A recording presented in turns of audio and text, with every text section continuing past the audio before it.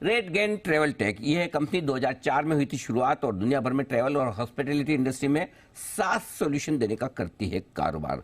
मुलाकात करवाएंगे हम आपकी कंपनी के मैनेजिंग डायरेक्टर और फाउंडर माफ कीजिएगा, भानु चोपड़ा साहब हमारे साथ कार्यक्रम में शामिल हो रहे हैं। इंडियाना यूनिवर्सिटी से चोपड़ा साहब ने बिजनेस में बैचलर ऑफ साइंस की डिग्री हासिल की है।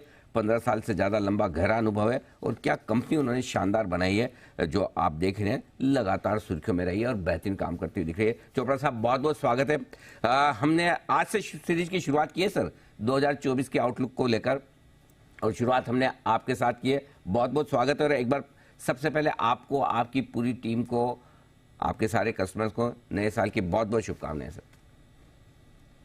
थैंक यू सर एंड आपको भी बहुत बहुत कॉन्ग्रेचुलेशंस। मैं देख रहा था कि आप ट्विटर में लीडिंग ट्रेंडिंग टॉपिक हैं, सो congratulations. Thank you sir, thank you so much.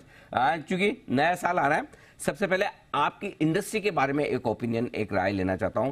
2024 आपकी इंडस्ट्री के लिए कैसा दिख रहा है और उसके बाद आप अपनी कंपनी के बारे में भी बताएं, आपके लिए क्या इस साल में संभावनाएं हैं। जरूर।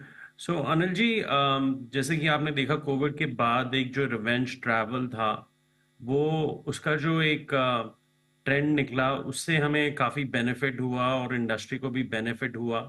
बट अब मैं ये कहूँगा कि वो थोड़ा सा ट्रेंड जो है वो नॉर्मलाइज हो रहा है और जो रिपोर्ट्स, इंडस्ट्री रिपोर्ट्स निकल के आ रही हैं कि अब हमने प्री कोविड लेवल्स को ब्रीच कर दिया है 2019 के, और जो आगे की जो ग्रोथ है वो अबाउट 8 to 9% है। जो ये ओवरऑल जो ट्रैवल एंड टूरिज्म का ट्रेड है, ये ऑलमोस्ट $2.35 ट्रिलियन है। तो अब इसकी ग्रोथ अबाउट 8 to 9% ईयरली होगी नेक्स्ट 3 से 4 साल के लिए। तो जो रेडियन है वो हम एक बहुत बड़े बेनिफिशरी हैं जो इंडस्ट्री ग्रोथ है। बट मैं ये भी कहूँगा कि एक दो ट्रेंड्स और हैं हमारी इंडस्ट्री में जिसकी वजह से हमें काफ़ी बेनिफिट हो रहा है। एक तो यही ट्रेंड आपने देखा होगा कि वेस्टर्न इकोनॉमीज में जहाँ पे हमारा मोस्टली काम है, वहाँ पे लेबर शॉर्टेजेस काफ़ी हैं। तो उसके करते डिजिटाइजेशन, ऑटोमेशन, इसकी बहुत ज़रूरत है और इसमें रेडगेन फिट इन बहुत अच्छे से होता है। और दूसरा, कोविड के बाद ये एक ट्रेंड निकला जिससे सब कुछ हम अपने फ़ोन के थ्रू करते हैं, तो उसमें अगेन डिजिटाइजेशन की एक एक्सेलरेशन हुई है हमारी इंडस्ट्री में। और जो लार्ज कंपनी जिनके साथ हम काम करते हैं, जो top hotel chains, car rental companies हैं, जो थोड़ा बहुत खुद अपनी आईटी टीम्स के साथ करते थे या आउटसोर्सिंग से करते थे, वो उनका अब मानना है कि ये काम जो है ये बेटर है रेडगेन टाइप कंपनीज को आउटसोर्स करना। तो उसके करते हमने आपने जैसे कि हमारे रिजल्ट्स भी देखे हैं, लास्ट 2-3 क्वार्टर्स में हमारा जो बुकिंग्स हैं, जो सेल्स बुकिंग्स हैं, वो काफ़ी शानदार परफॉर्मेंस रही है उसकी।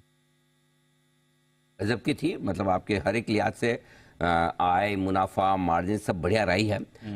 एक और चीज जो मैं आपसे जानना चाहता हूँ ज्योग्राफी के लिहाज से, वैसे आपका ज्यादा कारोबार नॉर्थ अमेरिका से है, राइट सर?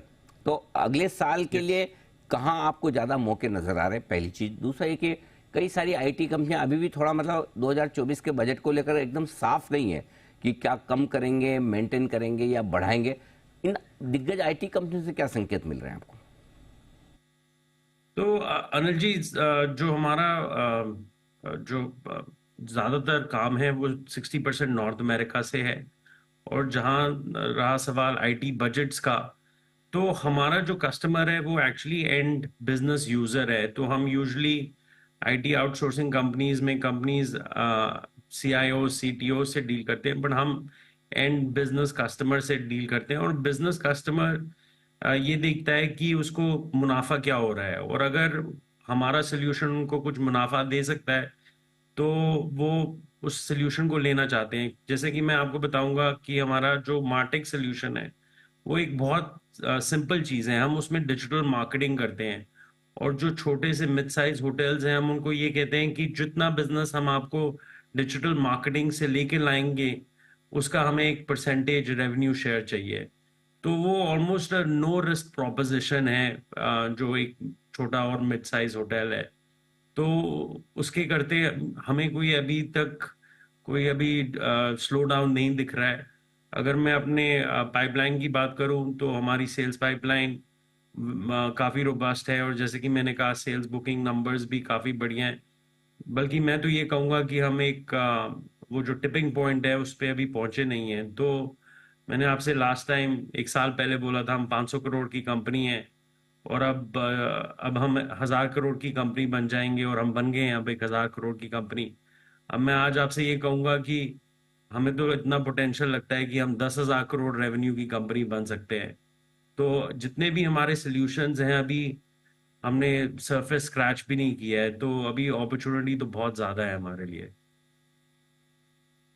सर मतलब आपने जो स्टेटमेंट दिया है, और मुझे याद है जब 500 करोड़ की कंपनी थी आपने बोला 1000 करोड़ की, तब भी मैंने आपकी तारीफ की। आज आप कह रहे हैं कि 10,000 करोड़ की कंपनी बनने का इरादा रखते हैं। सर आपके लिए ये स्टैंडिंग ओवेशन है।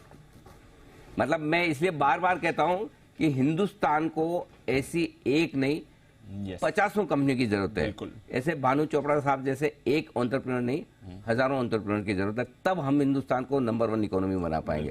तो सर कमाल है, और जो विजन लेके आप चल रहे हैं और जो उसके तरफ मेहनत करते हैं, ये बहुत लोगों को समझ में नहीं आता कि कितने आपको त्याग करने होते हैं, कितना बलिदान करना पड़ता है, क्या कुछ आप पर्सनल लाइफ के साथ कॉम्प्रोमाइज करके कंपनी को आगे बढ़ाते हैं, शेयर होल्डर्स की वेल्थ बनाते हैं। सर गजब, और हमारी पूरी शुभकामना है।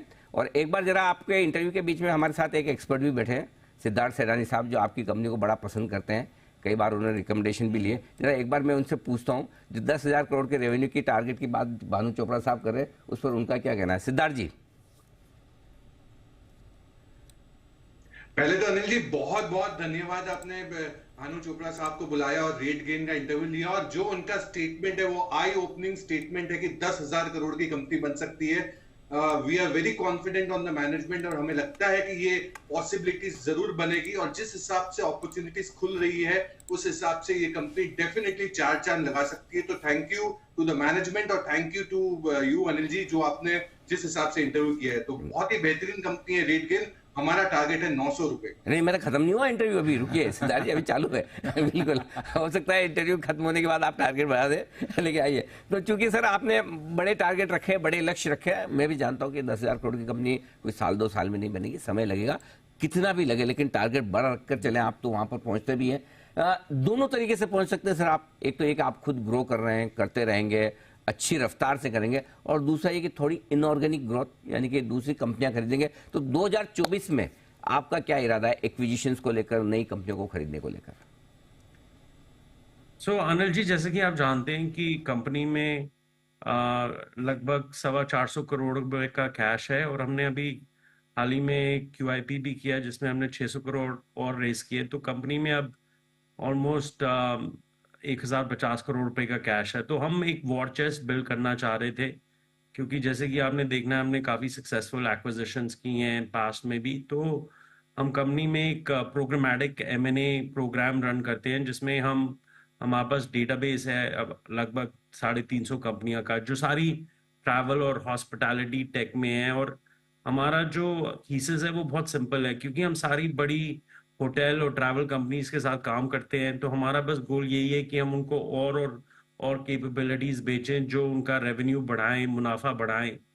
तो हमारे पास काफ़ी अच्छा पाइपलाइन है कंपनीज का, और जैसे कि आप जानते हैं हम काफ़ी जुडिशियस हैं, शेयर होल्डर के जो पैसे हैं उसकी काफ़ी रिस्पॉन्सिबिलिटी है हम पे। तो हम काफ़ी केयरफुल हैं कि हम क्या उसके लिए पे करेंगे। तो कभी इन ट्रांजैक्शंस में टाइम लगता है वैल्यूएशन राइट अराइव करने पे।